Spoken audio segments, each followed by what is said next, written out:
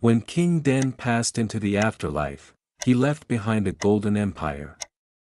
But he also left a shadow.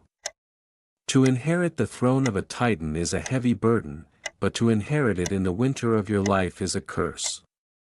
King Anedjib ascended the throne not as a young, vibrant warrior, but as an aging man. The first dynasty was at its peak of wealth, but beneath the surface, the gears of division were turning once again. Anedjib did not just inherit a crown, he inherited a ticking time bomb. The North remembered. Lower Egypt, the Delta region, had always been difficult to control. Seeing an elderly king on the throne in the distant south, the northern chieftains saw their chance. Rebellion sparked in the marshes. Tax collectors were driven out, and the authority of the unified crown was openly challenged. For the first time in decades, the unity forged by Narmer and secured by Den was fracturing. The aging king had to act, or watch his ancestors' legacy turn to ash. Anedjib may have been old, but he was surrounded by the old guard, generals who had bled with King Den in the eastern deserts. He summoned his commanders to Memphis. They didn't plan a defensive campaign, they planned a total suppression. The response of the state was swift and merciless.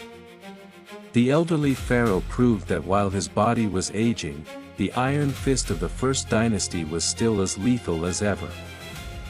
The royal army marched north, entering the treacherous, labyrinthine marshlands of the delta.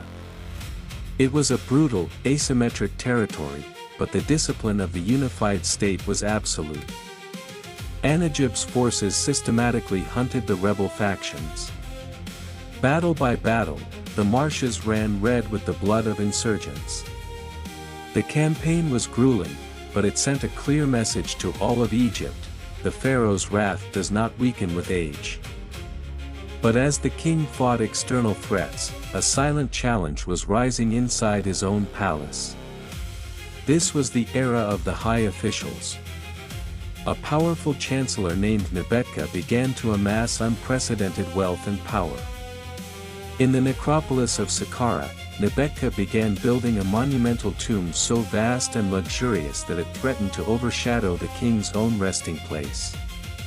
The shadow of a minister was growing larger than the throne itself. To silence his critics and prove his divine right to rule, Anedjib invoked the ultimate royal ritual, the Heb-Set festival. Traditionally celebrated after 30 years of rule, Anedjib claimed it early. Before the gods and the eyes of thousands, the elderly king had to run a grueling physical course to prove his vitality. It was a desperate defiance of time. As he crossed the final marker, he wasn't just renewing his own strength, he was trying to bind a fracturing kingdom together through sheer will. The festival was a triumph, and the rebellions were crushed, but it was a fragile peace. Anedjib had stabilized the country, but the internal political strains remained. The powerful regional governors and officials had tasted autonomy, and they were waiting. The elderly king had held the line, but he knew that his time was coming to an end.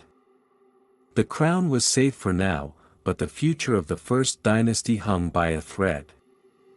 King Anedjib died after a short, turbulent reign of around 10 years. But his death opened the doors to total mystery. Historical king lists suggest a bitter conflict followed. His successor, Semerkhet, would later go to extreme lengths, erasing Anedjib's name from royal vessels and monuments. Was it a coup? Was it a family feud?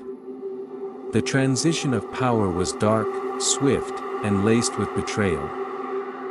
When Semerkhet took the throne, an ancient act of damnatio memoriae began.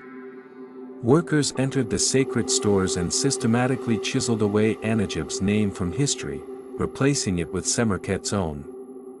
For thousands of years, Anedjib's struggles, his campaigns in the north, and his defiant race against time were buried in the dark, meant to be forgotten forever. But history cannot be fully erased. Modern archaeology at Abydos uncovered the hidden scars on the stone, bringing King Anedjib back from the shadows. He was a king who fought age, rebel chieftains, and traitorous ministers to protect the unified Egypt. He may have been omitted by his successors, but today we know the truth. Anedjib was the tragic hero of the first dynasty, the man who held the empire together when time itself was against him.